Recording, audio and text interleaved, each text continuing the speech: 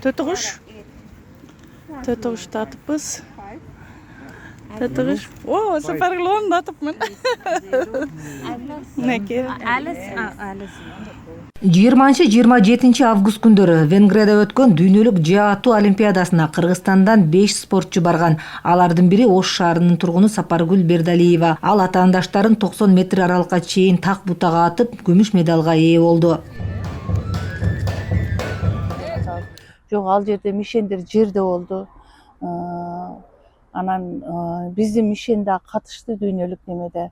Ошо 40 метрден катышты биздин мишен, Малайзиянын мишени 30, Турция казактардын мишени 50 метрден катышты. Негизинен судьялар калыс болду. Себеби бардыгы өнүккөн мамлекет да Европа интернет аркылуу эле болду. Биз апарып ташта ошо очколорубузду жазып барарыбыз менен эле сразу эле ошол компьютерден чыгарып илип коюп атты. Анан ошол очколор менен негизи Кудайга шүгүр, мен жогорку деңгээлдеги очколорду алып аттым. Такыр нөлгө тийген жок. Бир экөө үчөө гана, бир 10дой 5ке тийди окшойт. Калганы мүмкүн болушунча 8, анан 10го атып аттым. Ошонун негизинде болду болуш керек. Мен экинчи орунду алганым. Садак деп коет. Бул садагыбыз. Бул садака жебе салабыз. Буну кур менен бекитебиз. Буларыбыз дагы бардыгы булгары.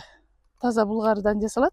Сапаргүл Бердалиева улуттук жаа атуу менен машыкканына быйыл 5-жыл. Ал күн сайын таңкы саат 5тен тартып 3 саат машыгат. Анын айтымында жаа атуу тактыкты, сабырдуулукту жана алысты көздөөнү үйрөтөт.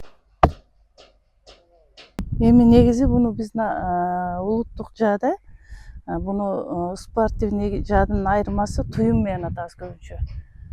Жүрөк менен мынтип алып барабыз. Анан бирок зрение иштейт, сезим иштейт. Биринчи жүрөк сезет да. Анан каерге жеткенде эле өзү чоюлуп бара айтканда эле кол токтойт. Баары, организм баары бири-бири менен башкарып неме алып турат го. Машыгуу атып ошол жерге келгенде кол өзү эле токтойт. Анан ошону ата баштайсың. Ошолорго катталгандан кийин мен Такай Салбурунун оюндарына барып жүрдүм. Түштүктөн, Оштон жалгыз эле барам өзүм эле. Тууну көтөрүп алып, Оштун желегин көтөрүп алып барып жүрдүм, келип жүрдүм. Акыры Кудайга шүгүр, мен түштүктөн ошо Кыргызстандын желегин көтөрө алдым да. Сапаргүл айым учурда Оштогу жалгыз жаа атуу чебери. Бул өнөрдү ал Борбор калаадагы устаттарынан үйрөнгөн. Кыргызстанда бул спортко кызыккандар аз болсо да, ал ар бир мелдештен тажрыйба топтоп, эл аралык деңгээлге чыгууга жетишти. Азыр ал Кореяда өтө турган олимпиадага жана алдыдагы 6-дүйнөлүк көчмөндөр оюнуна даярдык көрүүдө. Эми бул өзү көчмөндөр оюнун биринчилерин болуп биздин кыргыз баштаган да, анан ошондо биринчи көчмөндөр оюнунда жаачылар аз эле келген. Азыр көчмөндөр оюну былтыр Астанада аябай көп болду, Турцияда көп болду. Эми кийинки жылы Кыргызстанда өтөт деп атат. Бирок бизде ар бир немеде тандоо болот. Тандоодон өткөндөр гана барат.